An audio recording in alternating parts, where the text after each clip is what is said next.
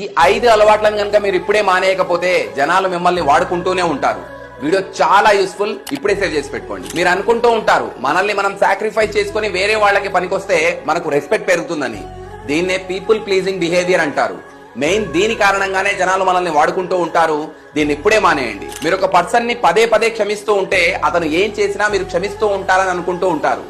ఎవరికైనా second chance మాత్రమే ఇవ్వండి, థర్డ్ ఫోర్త్ అవసరం లేదు. వీక్ బౌండరీస్, ఎవరికి నో చెప్పలేకపోవడం.